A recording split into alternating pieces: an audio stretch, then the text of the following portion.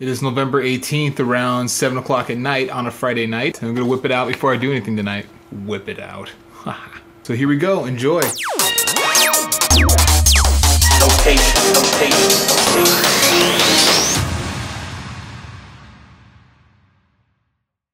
Welcome back. Lately I've been working on music. We just got done just earlier today with Dave, Direct Feed, and we are finishing up another tune that we're hopefully, it's going somewhere. It sounds really cool. I'm really excited about it. And yesterday we worked in the studio with WeBang and we just got a tune getting ready to go. Hopefully we're trying to shoot it to Play Me. Hopefully everything turns out. And I'm just starting to get a lot more excited about music right now. I'm starting to realize more avenues where we can go with some of these things. So it's going to be great. A lot of good stuff coming our way. I'm more optimistic and excited than I have been in a while. And in my nerd news, I've been playing Final Fantasy VII out of nowhere. Just decided to pick it up and start playing again. I'm going to save you guys some of the boring nerdage. But what?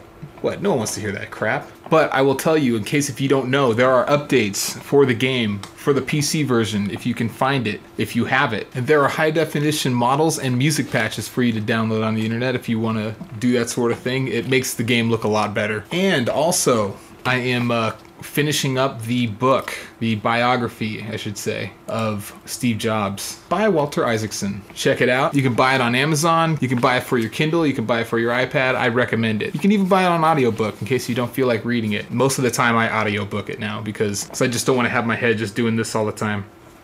But I gotta tell you, it's a very interesting book. I recommend anybody reading it. Steve Jobs was a great man. I mean, as much as you want to, call him an asshole, which he clearly was, some of the things he's done to some of his employees, just tearing them apart at things that they worked incredibly hard on, just destroying them. But you can see why he's done it in certain ways. Some people can be let down by it and be destroyed by it, but some people will strive to work harder. Basically, I believe it too. I kind of do that same kind of technique. I'll tell people that my songs aren't very good, and they think that, oh, Mike, you put yourself on such a low pedestal. You shouldn't do that.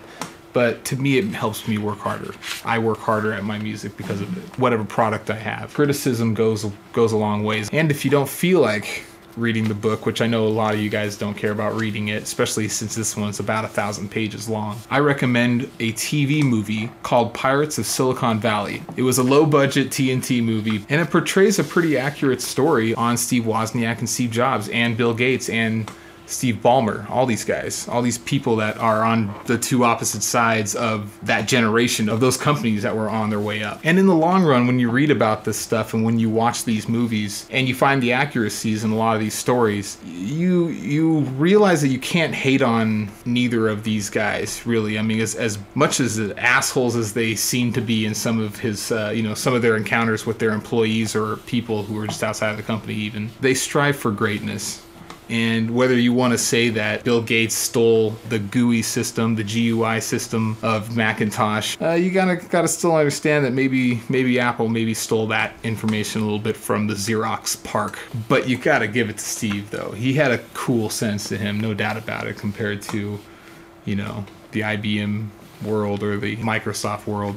When he was being interviewed with somebody around 2001 when he started up the iTunes and the iPod thing, somewhere around there, early 2000s, while he was talking about the Grateful Dead, he was going through his music library and he opened up and said that taking LSD was one of the 2 or 3 most important things he's done in his life. And people who have never taken LSD wouldn't understand him. And it's very interesting. It's an interesting quote of his that we all should consider thinking differently. Anyways, I'm going to wrap up this vlog. I just want to say that we have an EP coming out, Wizard Piss. I didn't make up the name, but, that's what they wanted, so I don't care. I'll go after it. If it sells more, hey. But it is coming out on November 21st. You can buy it on Beatport, or it might be on iTunes as soon as November 21st. I'm not completely sure about that. We got our good friends WeBang and Direct Feed and Red October on the EP, so we got some fire. But check it out on Beatport. Please support us, and thank you very much, and thank you for tuning in. I will hopefully make a new video pretty soon. Have a good weekend. Until next time,